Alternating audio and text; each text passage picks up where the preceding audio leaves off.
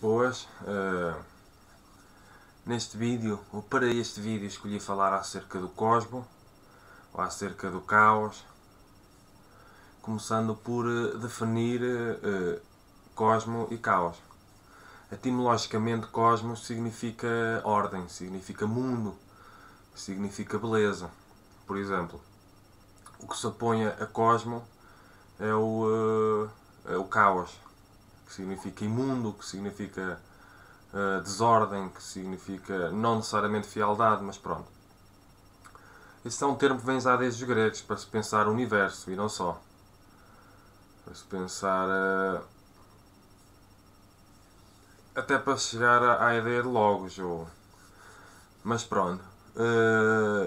Para a ciência filosófica e individuologia, o universo é cosmo. E há essencialmente, apesar de haver mais, duas formas de pensar o universo, de pensar a vida até. E se uma pessoa pensar que a ideologia é uma totalidade para a explicação da vida, há duas grandes formas, apesar de haver mais, como é óbvio, de se pensar ideologicamente o universo. O universo é cosmo, tem uma ordem pré-estabelecida, ou o universo é caos. E para isso eu vou fazer uma pequena reflexão, começando já por dizer que para a individuologia, e até para a subcategoria de desenvolvimento filosófico, paiologia, o universo é cosmo. O universo tem uma ordem própria, pré-estabelecida. E o que deu cosmo ao cosmo, o que deu cosmo e o que dá cosmo ao universo é aquilo que se pode chamar de o pai criador, ou o grande arquiteto do universo. Uma pessoa pode chamar Deus. Porque acaba por não fazer muito sentido imaginar um universo com leis altamente sofisticadas que veio a partir do nada. E quando eu digo a partir de nada, já estou a pressupor, por exemplo, a teoria do Big Bang. O que é que estava por trás disso até. Sendo sempre importante perceber que é uma teoria provisória até aparecer algo melhor. E certamente, se calhar, já existem coisas melhores, embora possam não ser muito conhecidas dentro de determinados nichos. Mas pronto. Achar que muitas vezes, isto é uma pequena reflexão, achar que o universo veio a partir do nada, já pressupondo a consciência de que existe a teoria do Big Bang, entre outras coisas, para mim é quase como achar que uma pessoa de repente olha para um quadro, ou a tela de Leonardo da Vinci, a Gioconda, a Mona Lisa, por exemplo, e achar que por acaso algo tropeçou, caiu e criou aquilo. Uma pessoa quando vê uma grande obra, claro que isto aqui pode levantar questões aparentemente falaciosas, mas achar que uma grande obra veio a partir do nada, uma grandiosa obra, poderá ser relativamente absurdo. E no meu entender, o que os cientistas fazem, o que o desenvolvimento da nossa consciência relativamente à realidade faz, é conhecer uma realidade legal, em termos de leis, que já existe. Que já foi criada. Quando, por exemplo, uma pessoa pensa em astronomia, e a astronomia é diferente da astrologia, é importante estabelecer a distinção, ou evidenciar a distinção, a astrologia é o discurso acerca dos astros. Uma vertente mais esotérica. A astronomia tem a ver com as leis dos astros. As leis. Quando se pensa no universo no sentido cósmico, ou no sentido do cosmo, temos de perceber que já tem uma ordem, portanto, ele já tem leis. Os cientistas, o que nós fazemos, pessoas que pensam acerca da realidade, fazemos é procurar descobrir leis que já existem. O universo já está aí, pronto para nós. Nós, com a ciência descobrimos, ganhamos consciência conceptual acerca do universo, e a tecnologia tem uma vertente mais prática. A tecnologia vem de tecne, vem de técnica, vem da técnica do artesão, etimologicamente. Mas pronto. Nós temos que compreender que o universo já está aí. A grande dificuldade que eu sei e que eu acredito que existe muitas vezes é, como já há muito tempo que a religião se separou, ou que a ciência, e muito bem, se separou da religião, porque a religião, muitas religiões sempre foram muito opressoras e repressoras e, e quando finalmente o homem estava a descobrir o universo, claro que nos períodos mais físicos, começou a ser bloqueado pela Inquisição e não só, então houve uma separação, uma cisão da ciência com a religião. E cada vez se foi aprofundando mais isso. E foi-se falaciosamente reduzindo espiritualidade à religião. E a partir daí, tudo o que tem a ver com espiritualidade, mesmo que de forma inconsciente, e já estou a falar de um arquétipo de um inconsciente coletivo, tudo o que tem a ver com espiritualidade muitas vezes é associado à religião. A esta ou aquela religião. E não é necessariamente assim. Uma pessoa pode muito bem, e acho que deve até ser espiritualista, sem ter estar associado a alguma religião. E não apenas baseando-se em argumentos ontológicos. Mas pronto. Nós temos que compreender que quando pensamos no universo no sentido do cosmo, pensamos no universo no sentido de uma criação, uma pré-criação. Podemos chamar Deus, podemos chamar seja o que for, e isto não tem nada a ver com religiões. Universo em que houve uma inteligência superior, ou seja o que for, um grande arquiteto, um grande engenheiro, que desenvolveu um universo, ou um cosmo, ou criou leis que nós vamos descobrindo. Porque o universo já está aí à nossa frente. O universo está a funcionar à nossa frente. As leis altamente sofisticadas estão aí. O homem vai descobrindo. Os seres conscientes vão descobrindo. Um cosmo que já existe. Portanto, no meu entender, o caos é uma espécie de ilusão, uma espécie de ignorância, uma espécie de inconsciência. No meu entender, ou para a ciência filosófica e individuologia, o caos não existe propriamente. É uma ignorância. Tudo é cosmo. E fazendo uma citação do meu trabalho, obra Ensaio sobre o Individualismo, tudo o que existe é cósmico. Existe, logo é cosmo. Existe, logo existe dentro de um cosmo, dentro de um sistema. Neste caso, altamente sofisticado. E que ainda há muito para descobrir. Portanto, há duas grandes formas de achar que o universo... Claro que há mais. Que o universo é cósmico. E isso... muitas vezes tem de ser enquadrado dentro de uma perspectiva espiritualista, e por isso é que muitos cientistas fogem desta perspectiva, entre aspas, porque querem fugir da religião, mas não percebem que espiritualidade é uma coisa, religião é outra, espiritualidade é um hiperónimo, religião, esta ou aquela religião, é um determinado hipónimo. Eu não tenho nenhuma religião, eu não sou religioso, sou espiritualista sem ser religioso. Porque penso o universo no sentido cósmico, por exemplo, e não só. Ou pode-se pensar o universo no sentido caótico, em que tudo é um caos, em que tudo acontece por acaso, tudo é um acumulado de acasos, a vida é um acumulado de acasos, mesmo que absurdo. Isso, no meu entender, não faz sentido. Eu respeito, eu devo tentar compreender, porque eu devo exercitar-me com o dever hermenêutico, com o dever de procurar compreender a alteridade, mas dentro do enquadramento filosófico que é a individuologia, o universo é cósmico. Portanto, quando existe uma parte do trabalho da individuologia que diz, que fala acerca da legalidade, que são as leis naturais da existência, fala a partir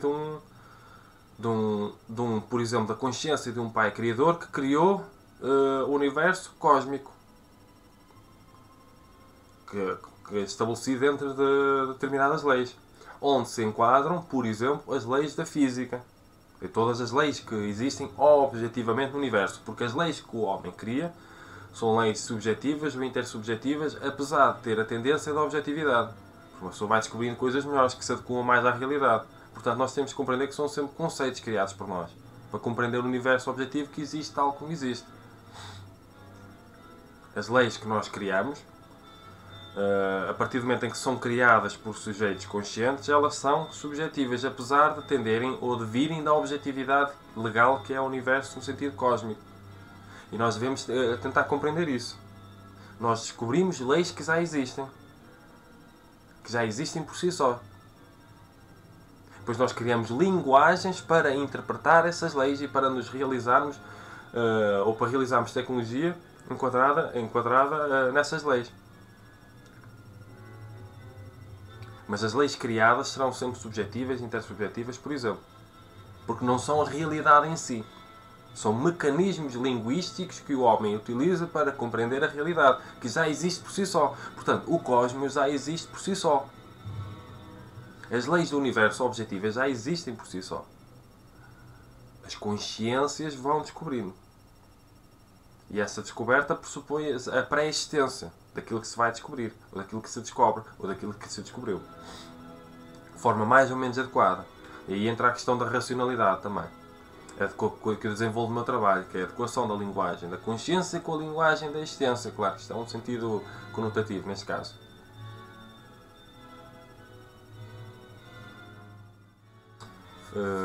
Isto põe um bocadinho a pensar, pois uma pessoa parece que tem de escolher entre uma perspectiva cósmica do universo, que terá de ser muitas vezes espiritualista, e a perspectiva caótica do universo, em que tudo é um acumulado de acasos, tudo foi por acaso, tudo...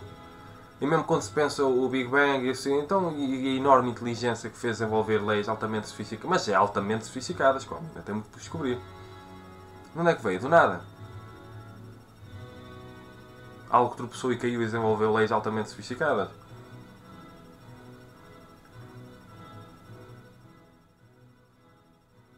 Acho que é importante refletirmos profundamente acerca disto. E é a dificuldade que eu entendo que muitos cientistas têm quando estudam a ontologia do universo, quando querem compreender o cosmos do universo, é a ter de admitir a existência de Deus. Porque já incorporaram arquétipos ateístas relativamente à espiritualidade. Mas uma coisa é estar-se zangado com as religiões porque bloquearam, reprimiram e oprimiram desenvolvimentos científicos muito importantes desenvolvidos por muitos cientistas. Outra coisa é incorporar isso e zangar-se com a espiritualidade e rejeitar, mesmo de forma absurda e incongruente, a espiritualidade só porque se vive arquétipos, ou só porque se imita como macaquinho de imitação, arquétipos que vão contra a religião. Religião é uma coisa, espiritualidade é outra. Temos que compreender isto. Volto a repetir. Espiritualidade é um hiperónimo, envolve muita coisa, envolve nomeadamente os argumentos ontológicos e toda uma data de coisas que tenta explicar a cosmicidade do universo, e estas ou aquelas religiões são hipónimos. Uma pessoa pode e deve, no meu entender, no sentido da liberdade, curiosidade e independência intelectuais e espirituais, ser espiritualista sem ter nenhuma religião. Simplesmente porque procura compreender a cosmicidade que existe já no universo. Pronta. A cosmicidade objetiva. A consciência vai se tornando cósmica na medida em que vai descobrindo um cosmo que já existe objetivamente por si só. Isto é uma reflexão que eu faço enquanto filósofo. Nós devemos pensar profundamente acerca disto. Porque às vezes as pessoas voltam-se para o campo científico, e eu acho muito bem, porque querem ganhar uma consciência adequada da realidade, e depois incorporam arquétipos contra a espiritualidade, sem muitas vezes saberem bem porquê. E desenvolvem preconceitos relativamente à espiritualidade sem saberem bem porquê. E desenvolvem preconceitos relativamente à ciência que é desenvolvida, enquadrada na espiritualidade, sem saberem bem porquê. E rejeitam a priori sem a tentarem compreender primeiro. Sem estudarem, nem investigarem. E às vezes falham naquele princípio básico que é a experiência é o grande juiz da ciência. Mas quando alguma coisa, quando algum desenvolvimento científico está enquadrado numa perspectiva filosófica espiritual, começam logo a fugir. Fogem das experiências, e se fogem das experiências, fogem daquilo que se pode chamar de... ou negam aquilo que se pode chamar de espírito científico.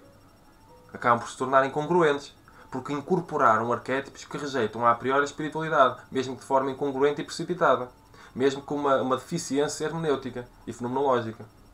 E nós devemos procurar ser humildes, e ter abertura consciencial e admitir possibilidades, quando nos deparamos com algo que provoca ou coloca em causa paradigmas dominantes relativos à ciência.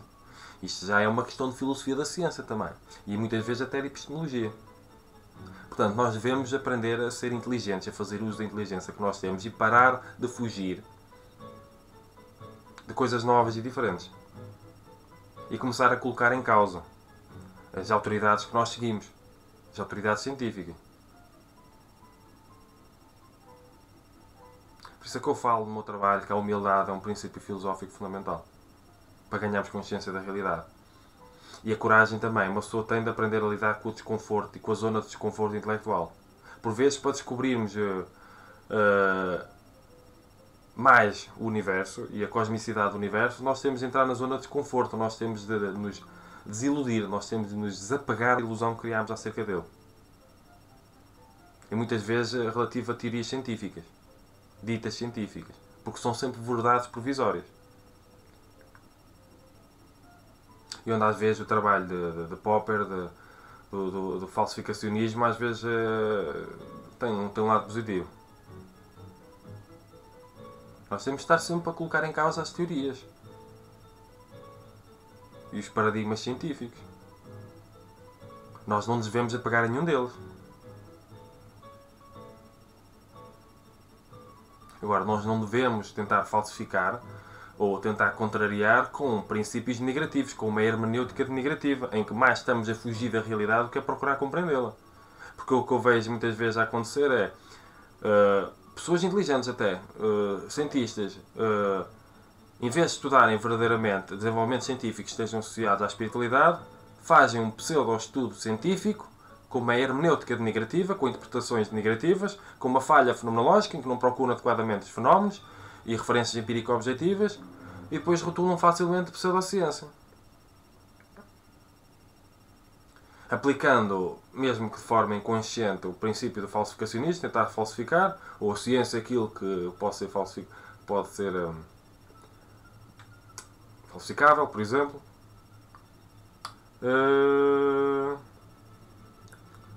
de forma inconsciente. Nós devemos tentar procurar compreender as coisas. Não é denegrir, porque não queremos colocar em causa as crenças em que já estamos apegados, nomeadamente científicas.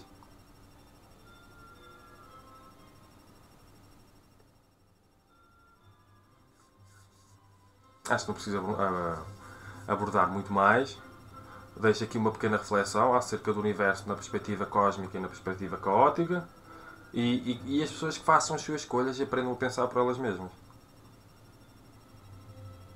Uma pessoa pode ser uma autoridade fantástica relativamente a determinada área científica e não ser de todo uma autoridade para falar acerca de outras áreas científicas, por exemplo. E é preciso ter muito cuidado, porque há muita coisa que hoje em dia é rotulada de pseudociência e não é pseudociência. Tem apenas a ver com conservadorismos preconceituosos de muitas autoridades científicas. Como há muita coisa que poderá ser considerada científica, que uma pessoa vai a ver e no fundo parece mais uma pseudociência. Isto é muito relativo tudo. E temos de aprender a colocar em causa as convenções. E a fazer uso do nosso entendimento, da nossa inteligência. Portanto, por agora está tudo e se gostarem deste vídeo ou dos vídeos do meu trabalho, subscrevam o canal e cumprimentos filosóficos.